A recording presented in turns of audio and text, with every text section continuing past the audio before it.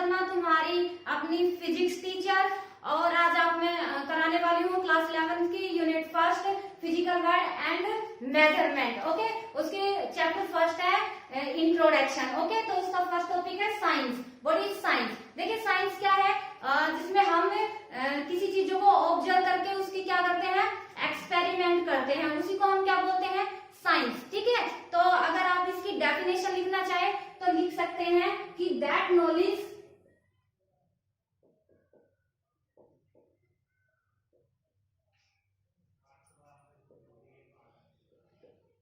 which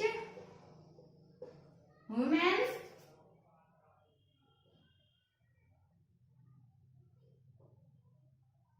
have gained, किसके, observe करके, experiment, have gained through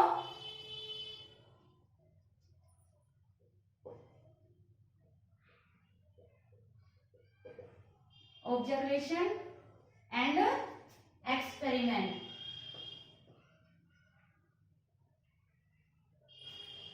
is called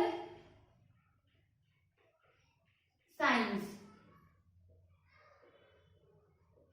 okay, इसी को हम क्या बोलते हैं, साइंस। हर एक चीज की ऑब्जर्व करके उसकी क्या करना, स्टडी करना या उसका एक्सपेरिमेंट करना, उसी को हम क्या बोलते हैं, साइंस बोलते हैं। ठीक है, अब जो साइंस है उसके बारे में मैं अगर आपको बताना चाहूँ तो एक ही वर्ड्स में हम इसको कंप्लीटली नहीं बता सकते।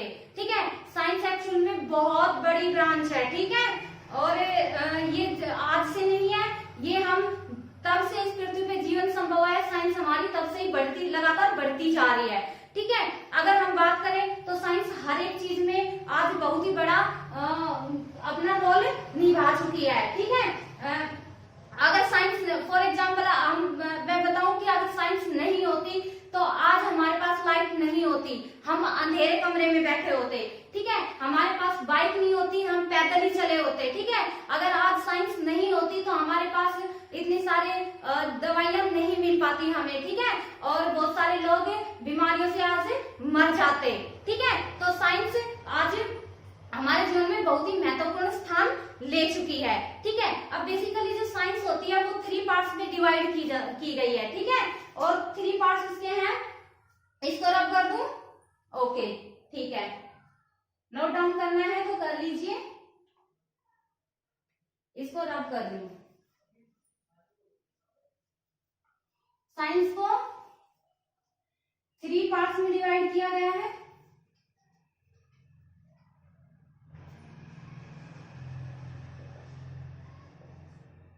ठीक है,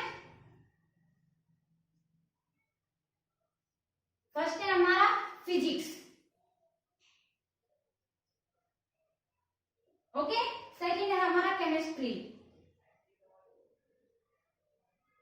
ओके, थर्ड है हमारा बायोलॉजी।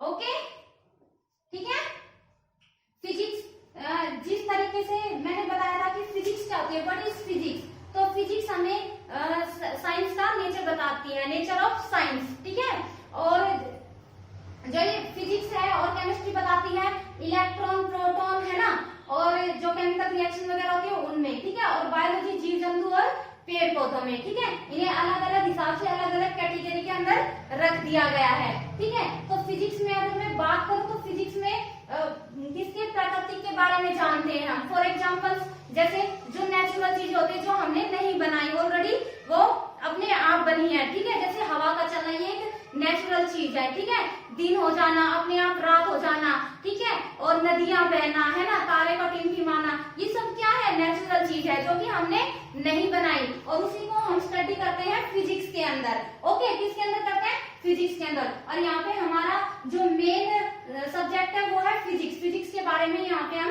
बात करेंगे। ठीक है, तो अगर हम फिजिक्स की डेफिनेशन करें तो मैंने बताया नेचर ऑफ साइंस, और ये साइंस की क्या होती है, ब्रांच है। ठीक है, ये साइंस की क्या है, ब्रांच है। तो अगर डेफिनेशन लिखना चाहे तो व्हाट इज फिजिक्स, फिजिक्स क्या है, physics is a branch of science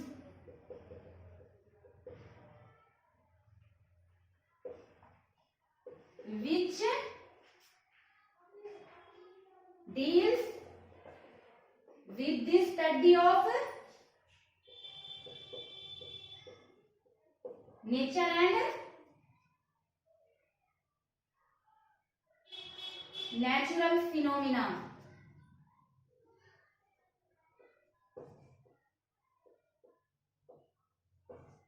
ठीक है,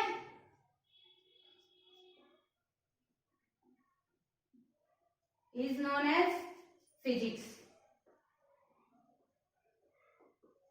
ठीक है, इसी को हम क्या बोलते हैं, फिजिक्स, जो किसके study of nature and natural, जो प्रकृति के बारे में फिजिक्स के अंदर क्या करते हैं, स्टडी करते हैं. ठीक है, उसके बारे में पता लगाते हैं, उसी को हम क्या बोलते हैं, फिजिक्स. ओके, यहां से क्लियर हो गया कि फिजिक्स क्या है. ओके, ठीक है. अब फिजिक्स में आपका जो नेक्स्ट टॉपिक है वो आता है फंडामेंटल फोर्सेस ऑफ नेचर. ठीक है, या फिर यूं बोलो नेचर ऑफ फोर्सेस. ठीक है, ये 4 टाइप्स के होते हैं. कितने टाइप्स के होते हैं, 4 टाइप्स के.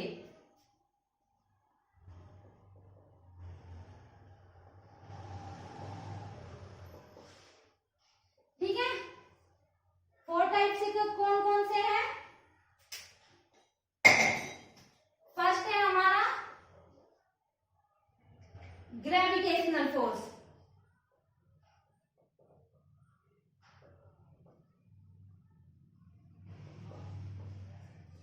ओके, सेकंड आता है हमारा इलेक्ट्रोमैग्नेटिक.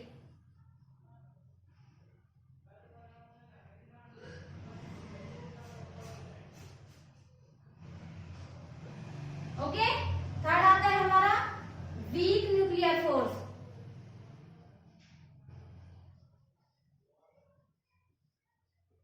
ओके, फोर्थ आता है हमारा स्ट्रॉन्ग न्यूक्लियर फोर्स.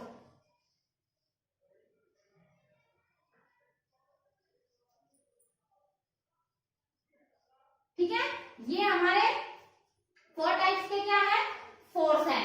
ठीक है, तो सबसे पहले हम बात करते हैं ग्रेविटेशनल फोर्स की. ओके, सबसे पहले हम बात करते हैं किसकी, ग्रेविटेशनल फोर्स की.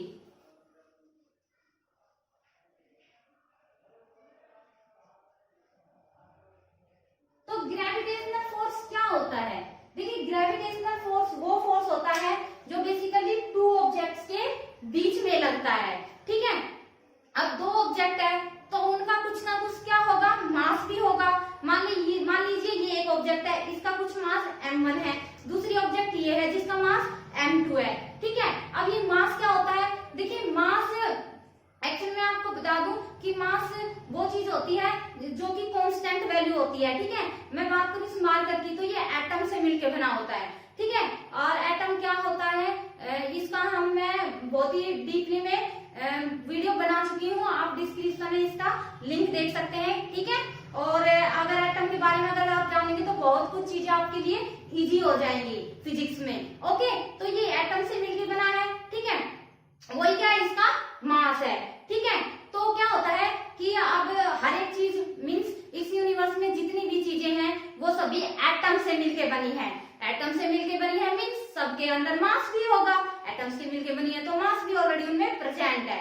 ठीक है, तो क्या होता है कि सपोज दैट, अब ग्रेविटेशनल बोला मैंने, 2 ऑब्जेक्ट के बीच में लगता है. ठीक है, और जो ग्रेविटेशनल फोर्स होता है उसकी खास बात है वो हमेशा अट्रैक्टिव फोर्स होता है. क्या होता है, अट्रैक्टिव फोर्स होता है. ठीक है, अब जो ग्रेविटेशनल फोर्स है उसके बारे में सबसे पहले हमारे जो महान साइंटिस्ट थे न्यूटन, है ना, उन्होंने बताया था कि उन्हें जो फिजिक्स का है जनक भी माना जाता है. ठीक है, तो उन्होंने क्या बताया था कि जो ग्रेविटेशनल फोर्स है वो एक पेड़ के नीचे बैठे थे. ठीक है, तो जो एप्पल है वो वहां पे आके नीचे गिर गई. तो उसने सोचा कि ये नीचे क्यों गिरी, साइड में गिर जाती, ऊपर चली जाती है ना. तो ये सोचने पर उन्होंने मीन्स वो मजबूर हो गए. ठीक है, और उन्होंने क्या किया, ऑब्जर्व किया उस चीज को, है ना. उसने क्या किया, मैंने बताया था कि फिजिक्स में चीज को ऑब्जर्व करते हैं, एक्सपेरिमेंट करते हैं ना, वो फिजिक्स है. तो इस चीज को हम फिजिक्स के अंदर रखा, उसने उस चीज को ऑब्जर्व किया, उसने एक्सपेरिमेंट करके देखे अलग अलग. ठीक है, तो सभी में क्या उन्होंने क्या ऑब्जर्व किया कि हर एक चीज नीचे ही गिरती है, चाहे कोई चीज पास में आके गिरो चाहे दूर में जाके गिरो, ठीक है, मीन्स गिरती है वो पृथ्वी के ऊपर ही, ठीक है। तो उसने इस फोर्स को नाम दिया ग्रेविटेशनल फोर्स, ठीक है। तो ग्रेविटेशनल फोर्स दो ऑब्जेक्ट के बीच में लगता है जिसका कुछ ना कुछ मास होता है। सपोज दैट मैं यहाँ पे एक दो ऑब्जेक्ट ले लेती हूँ, ठीक है, ये फर्स्ट ऑब्जेक्ट होगी और ये सेकंड ऑब्जेक्ट होगी, ठीक है। इसका मास m1 है, इसका मास m2 है, ठीक है। अब ये कुछ ना कुछ फोर्स लगा रहा है, ठीक है, इनकी डिस्टेंस क्या है, r है, क्या है, r है, ठीक है। तो जो फोर्स है वो डायरेक्टली प्रोपोर्शनल होता है किसके, मास के। फोर्स क्या है, जो फोर्स है वो डायरेक्टली प्रोपोर्शनल किसके है, मास m1 और m2 के, ठीक है। डायरेक्टली प्रोपोर्शनल का मतलब होता है कि अगर मास ज्यादा हुआ तो फोर्स भी ज्यादा लगेगा, ग्रेविटेशनल फोर्स भी ज्यादा लगेगा, ठीक है। मान लीजिए कि आपके पास कोई हल्की चीज है ना, तो आप उसको इजी से अपने ऊपर मीन्स ऊपर उठा लोगे, है ना, इतना फोर्स नहीं लगाना पड़ेगा। अगर कोई भारी चीज है तो फोर्स भी आपको ज्यादा लगाना पड़ेगा। ऐसे ही यहाँ पे भी होता है, ठीक है। ऑब्जेक्ट का जितना भी मास ज्यादा होगा उतनी हमारा फोर्स लगेगा, ठीक है। अब बात आती है फोर्स जो है वो इनवर्सली प्रोपोर्शनल होता है डिस्टेंस के, ठीक है। ये 1/r² है, ये है इनवर्स स्क्वायर लॉ, है ना, ये फिजिक्स का एक रूल है, इसको बोलते हैं इनवर्स स्क्वायर लॉ, ठीक है। ये फिजिक्स का एक कानून है, ठीक है। इसमें इसका मतलब होता है कि ये इनवर्स मीन्स अगर हमें कोई चीज ऐसी दिखानी है कि अगर हम ये चीज बढ़ा दे तो ये चीज हमारी घट जाए, मीन्स अगर हम रेडियस को, है ना, इसकी जो डिस्टेंस है, सॉरी रेडियस नहीं, जो इसकी डिस्टेंस है, अगर उसको बढ़ा दे, है ना, उसको बढ़ा दे तो फोर्स हमारा क्या हो जाएगा, घट जाएगा, है ना। और अगर हम जो डिस्टेंस है उसको क्या कर दे, कम कर दे, तो फोर्स हमारा क्या हो जाएगा, इंक्रीज हो जाएगा, ठीक है। तो ये रूल होता है फिजिक्स का इनवर्स स्क्वायर लॉ, ठीक है। और ये यहीं पे नहीं, हर जगह मीन्स काफी जगह पे आपको देखने को मिलेगा, ठीक है। ये इक्वेशन नंबर हमारी क्या होगी, फर्स्ट, और ये क्या होगी हमारी सेकंड, ओके। तो यहां से मैं इसको रब कर दूं, ठीक है।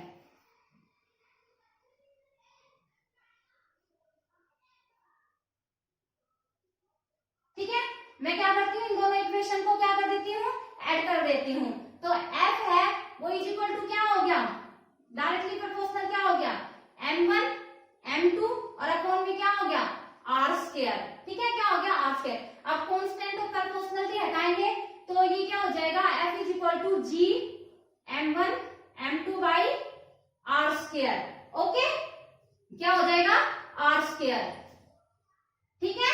तो ये जी है, ये क्या है, यूनिवर्सल ग्रेविटेशनल कांस्टेंट, इसको हम क्या बोलते हैं, यूनिवर्सल ग्रेविटेशनल कांस्टेंट। जी हमारा क्या है, यहां पे लिख दे रही हूं,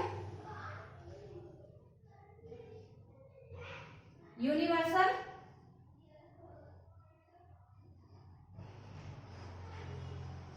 ग्रेविटेशनल कांस्टेंट, ठीक है। जी हमारा यूनिवर्सल ग्रेविटेशनल कांस्टेंट है, ठीक है। तो यहां से क्या हो गया, अब ये हो गया हमारा F is equal to G m1 m2 r², ठीक है। अब जो फोर्स है ना, वो ये जो वैल्यू है ये कांस्टेंट रहेगी, ठीक है। ये ओनली डिपेंड करेगा किस पे, m मास पे और किस पे, डिस्टेंस पे, ठीक है। ये चीज हमारी हमेशा कांस्टेंट रहेगी, ठीक है, इस पे ये डिपेंड नहीं करेगा फोर्स, ठीक है। अब अगर इसकी ऐसा यूनिट निकाले तो वैसे आपकी जो ऐसा यूनिट है वो मैं आगे समझाऊंगी, ठीक है। आपके फर्स्ट यूनिट में ही है ऐसा यूनिट निकालना, डायमेंशनल फोर्स फॉर्मूले निकालना, ठीक है। तो यहां से मैं इसको रब कर दूं, ठीक है। अगर आप इसकी ऐसा यूनिट निकालना चाहते हैं तो क्या हो जाएगा,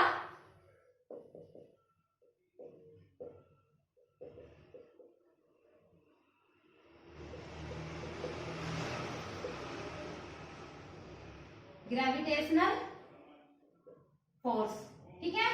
तो क्या हो जाएगा, मैं जी को इधर लेके जाती हूँ, ठीक है, F हमारा इधर आ जाएगा, ठीक है, R हमारा ऊपर चला जाएगा और मास हमारा नीचे चला जाएगा, ठीक है, ओके। तो यहां से हम इसके ऐसा यूनिट फाइंड आउट कर सकते हैं ठीक है, देख लेते हैं हम। अब यहाँ पे एक बॉक्स सा बना देती हूँ, आपको इजी हो जाएगा। देखिए फोर्स जो है आपको ऑलरेडी पता है, उसकी ऐसा यूनिट क्या होती है, न्यूटन, ठीक है। और जो डिस्टेंस होती है वो किस में होती है, मीटर में, लेंथ है वो मीटर में, ठीक है। तो यहां से ये क्या हो जाएगा, लेंथ लिख देती हूं, वो क्या होगी, मीटर। और जो मास होता है वो किस में होता है, केजी में। ओके, यहाँ पे ये सारी चीज पुट अप कर दो, इसकी ऐसा यूनिट निकल के आ जाएगी। G इज इक्वल टू क्या हो गया, m, और ये क्या है, r की स्क्वायर मींस m की स्क्वायर, और यहां से क्या हो गया, kg इंटू kg। ओके, तो G इज इक्वल टू क्या हो गया, m स्क्वायर बाई kg की स्क्वायर, ठीक है। ओके, यहां से ये हमारा ये आ गया। सपोज दैट अगर यहाँ पे मैं क्या कर दूं कि इसका मास 1 kg मान लूं, क्या 1 kg, और इसका भी क्या 1 kg, ठीक है, और डिस्टेंस 1 मान लूं, ठीक है। तो यहाँ से क्या हो जाएगा, इस फॉर्मूले से, ये वाले फॉर्मूले से क्या हो जाएगा, मास 1 मान लिया, और ये भी हमारी क्या हो गई, 1 हो गई, ठीक है। तो ओनली क्या बच जाएगा हमारा, यहाँ पे G इज इक्वल टू क्या आ जाएगा, 1 मान लो, F इंटू 1/1, ठीक है। तो G इज इक्वल टू क्या आ गया हमारा, F, G is equal to क्या आ गया हमारा, F। ओके, ठीक है, मैं यहाँ पे लिख दूं इसको, ठीक है, इसको रब कर दे रही हूं, ठीक है। तो यहाँ से क्या आ गया, G is equal to F आ गया, या फिर F is equal to G। और ये क्या होता है, इसकी वैल्यू होती है 6.67 इंटू में 10⁻⁻11, और इसकी ऐसा यूनिट अभी हमने निकाली थी, न्यूटन मीटर स्क्वायर पर केजी स्क्वायर। ओके, ये हमारा हो गया ग्रेविटेशनल फोर्स, क्या हो गया, ग्रेविटेशनल फोर्स। अच्छे से समझ में आ गया, ओके, ठीक है। अब हम नेक्स्ट वीडियो में बात करेंगे इलेक्ट्रोमैग्नेटिक फोर्स के बारे में, ठीक है। आई होप आपको ये वीडियो अच्छी लगी होगी, अच्छी लगी तो इसे लाइक कीजिए, शेयर कीजिए, और हाँ, अभी तक सब्सक्राइब नहीं किया है तो पहले इसको सब्सक्राइब कर लीजिए, और अभी तक आपने मेरे चैनल विशु लर्निंग को जो सब्सक्राइब नहीं किया था तो वो भी कर लीजिए, ठीक है। मिलेंगे अगली वीडियो में, तब तक के लिए बाय बाय।